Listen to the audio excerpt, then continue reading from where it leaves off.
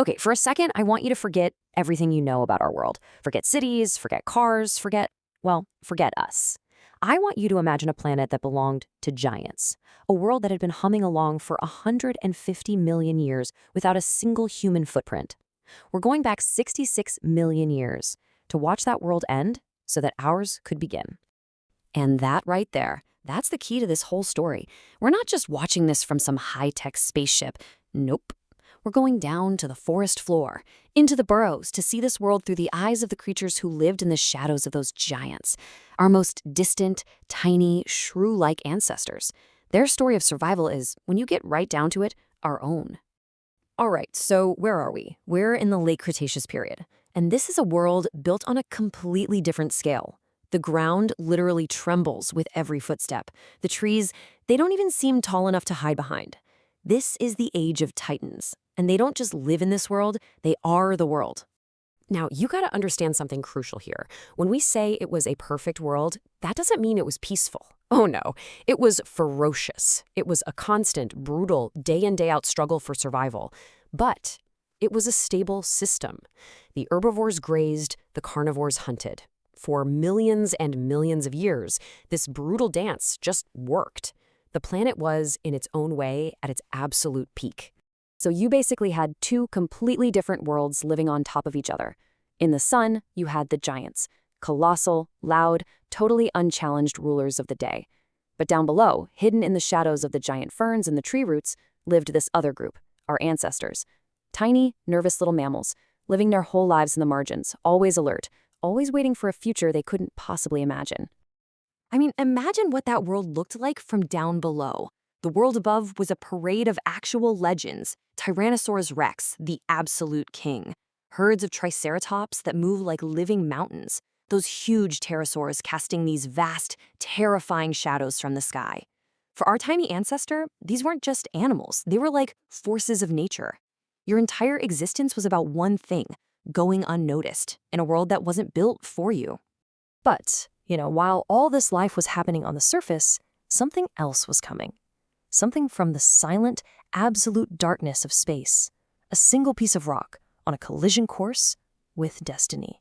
And this wasn't some random accident. Not really. This 10-kilometer-wide asteroid had been traveling across the solar system for millions of years. It silently crossed the orbits of Mars, then Jupiter, its path locked in, its destination set. A vibrant, unsuspecting, and totally unaware blue planet. So, picture it. You're our tiny ancestor. You don't have a clock, you just have your senses. And they are screaming at you that something is wrong. First, there's a deep, unnatural stillness. The birds go silent. The insects stop humming. From the safety of your burrow, maybe you peek out and see the sky itself. It's turning a sick, alien color. The whole world just holds its breath. And then, a flash. A flash so bright it erases the sun. This wasn't an explosion. No. This was something else entirely. It was a geological event. It was the moment the sky fell and the planet was about to be remade in fire. I mean, look at this number. 100 million megatons. It's almost impossible to wrap your head around, right? We're talking billions of times more powerful than the atomic bomb at Hiroshima. This wasn't an explosion on the Earth. It was an explosion of the Earth itself. Just a single moment of pure planetary violence. And an event like that, well, it leaves a scar, a wound in the planet's crust so massive that even today, 66 million years later, we can still see its ghost hidden under the Yucatan Peninsula. A crater 180 kilometers wide, basically the tombstone of an entire era. So how do you end a world? Well, it happens fast, way faster than you'd think. The impact instantly vaporizes the sea. The shock wave that follows turns the very air into fire. Then, rock and debris blasted out from the crater starts to rain back down all across the globe, setting the world ablaze. Within hours, the entire surface of the planet becomes a literal furnace. But the fire was just the beginning. What came next was maybe even worse. The immediate inferno gave way to a bleak, silent, and freezing winter that would grip the planet for years. I love this line. The Earth, once full of life, now breathed only ash. And that's literally what happened. The The vibrant, living planet was gone. It was replaced by a silent, gray tomb. A fine dust of pulverized rock and soot choked the air and blanketed the dead ground.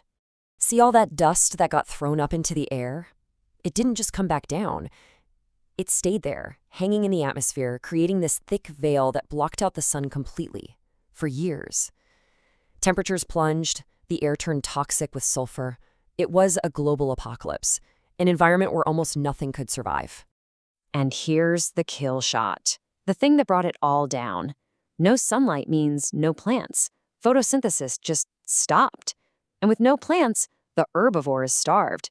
And with no herbivores, the great predators, even the mighty T-Rex, they followed them right into extinction.